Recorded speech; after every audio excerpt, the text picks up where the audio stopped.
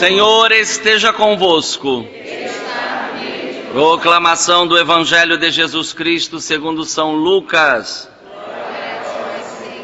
Naquele tempo, Jesus atravessava cidades e povoados, ensinando e prosseguindo o caminho para Jerusalém. Alguém lhe perguntou: Senhor, é verdade que são poucos os que se salvam? Jesus respondeu: fazei todo o esforço possível para entrar pela porta estreita, porque eu vos digo que muitos tentarão entrar e não conseguirão. Uma vez que o dono da casa se levantar e fechar a porta, vós do lado de fora começareis a bater dizendo: Senhor, abre-nos a porta. Ele responderá: não sei de onde sois. Então começareis a dizer: nós comemos e bebemos diante de ti, e tu ensinaste em nossas praças. Ele responderá, porém: não sei de onde sois. Afastai-vos de mim, todos vós que praticais a injustiça. Ali haverá choro e ranger de dentes, quando virdes Abraão, Isaque, Jacó, junto com todos os profetas no reino de Deus, e vós, porém, sendo lançados fora.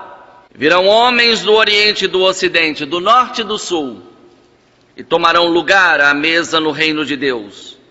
E assim há últimos que serão primeiros, e primeiros que serão últimos. Palavra da salvação.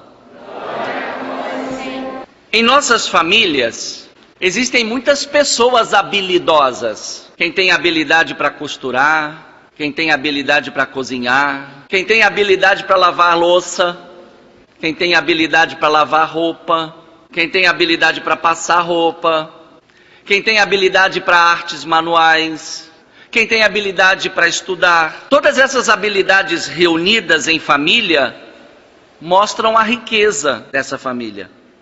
A riqueza de uma família não está nos bens que possui, mas nas pessoas que possuem e nas suas habilidades. Na igreja não é diferente. Nós somos muitos, mas formamos um só corpo, diz São Paulo. A igreja é rica de muitos dons, de muitos carismas, de muitos ministérios, mas todos os dons, carismas e ministérios da igreja são de Jesus Cristo. Ele é a plenitude de todos os dons, de todos os carismas, de todos os ministérios. Hoje, nós lembramos um ministério particular na igreja, o ministério dos catequistas. Homens, mulheres, jovens, que participam do ministério do ensino de Jesus Cristo. A grande função dos catequistas é educar na fé. E o que significa educar na fé? Basicamente, está dito hoje na primeira oração da missa. Os catequistas são aqueles que nos revelam o amor de Deus. Esse é o ponto de partida do ensinamento dos catequistas. Revelar para nós o amor de Deus. E o amor de Deus exige de nós obediência aos seus mandamentos. Porque os mandamentos de Deus servem para nos preservar a vida. E a vida segundo a vontade de Deus. Os catequistas também alimentam a nossa esperança. Vocês já devem ter feito experiência em família. Quando um membro da família perde a esperança, como é difícil. A pessoa fica abatida, prostrada. Hoje ela ganhou até um nome, depressão. E os nossos catequistas, de modo particular, são esses ministros da palavra de Deus que nos revelam o conteúdo da fé e alimentam a nossa esperança. Esperança nos bens futuros. Criam em nós esse desejo grande pela realização plena da nossa vida e da nossa existência. Os catequistas são os homens e as mulheres, os jovens, os ministros da palavra de Deus entre nós, que trabalham muito com as virtudes teologais, a fé, a esperança, a caridade. E tudo isso, diante de uma certeza, eu e você estamos experimentando a instabilidade do mundo. No mundo não há estabilidade, no mundo há instabilidade. Mas a instabilidade do mundo é consequência de homens e mulheres não estáveis, mas instáveis. O que nos dá estabilidade física, emocional, psíquica, espiritual, é o autocontrole. Autocontrole que vem da certeza de que nós somos dependentes de Deus e somos chamados a viver como homens e mulheres de fé, de esperança, de caridade.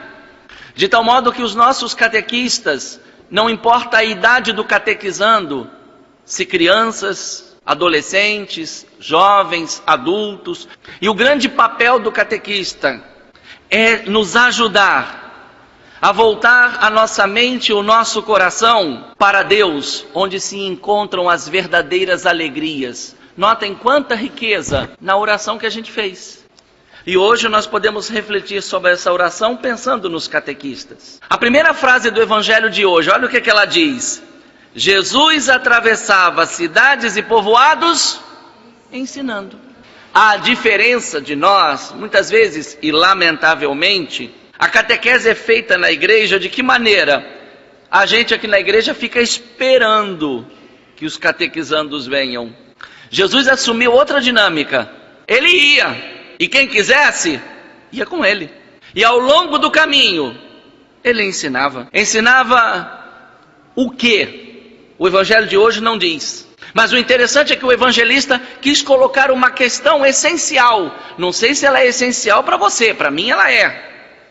A questão da salvação. Eu não sei se você pensa na sua salvação.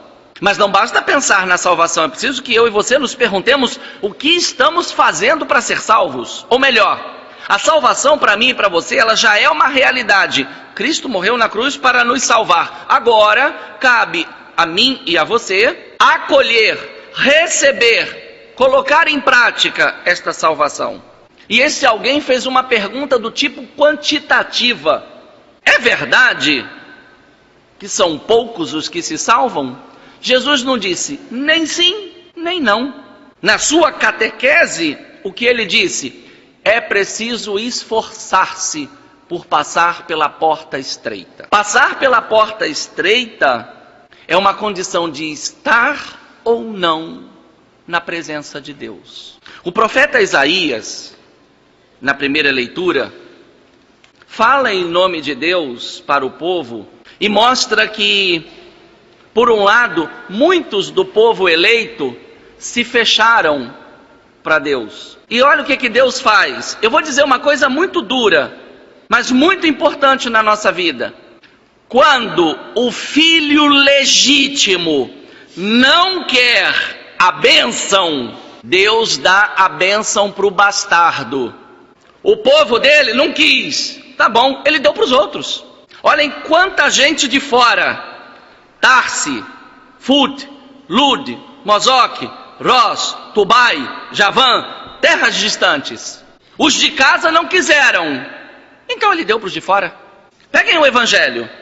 Virão homens do Oriente e do Ocidente, Oeste e Leste, que a gente chama de nascente e poente. O nascente é o Oriente, o poente é o Ocidente. Norte e Sul, isto é, vai vir gente de todos os cantos da terra. E os que tiveram o privilégio de ver Jesus realizar milagres, de ouvir o ensinamento de Jesus, e não se abrir para os sinais e as palavras de Jesus, não vão entrar. E isso pode acontecer comigo e acontecer com você. Na segunda leitura, também ainda pensando no papel dos catequistas, os catequistas são aqueles que devem nos ajudar a passar pela porta estreita, porque larga e espaçosa é a porta da perdição. Qual é o cupim da minha vida e da sua? Que está ali, comendo nossa fé, comendo nossa esperança, comendo nossa caridade, nos esvaziando da dimensão religiosa, do nosso amor a Deus, do nosso compromisso com o próximo. O catequista, segundo São Paulo, é aquele que deve encorajar encorajar o povo a não esmorecer diante das dificuldades, mas a enfrentar as dificuldades com a fé, com a esperança, com a caridade, porque nós nos espelhamos não num herói, não num super-herói, nós nos espelhamos no Filho de Deus, que revelou-nos o amor do Pai. Hoje, procura lembrar do seu catequista, procura lembrar desta pessoa que Deus colocou na sua vida. Muitos de nós fomos catequizados em casa, às vezes o avô, a avó, uma tia.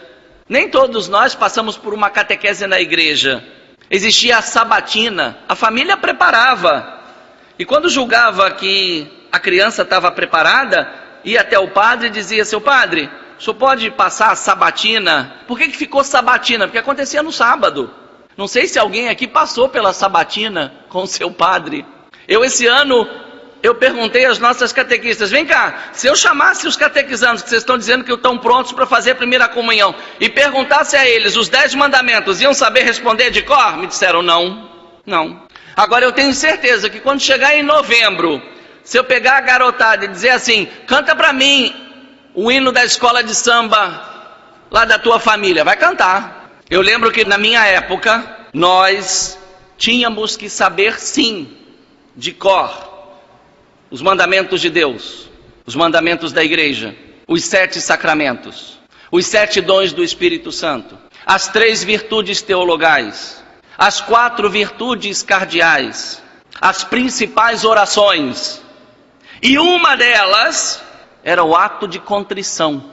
Muitos de nós aprendemos um ato de contrição grande, mas na medida em que a gente ia rezando aquele ato de contrição, a fé e a esperança e a caridade iam ali trabalhando.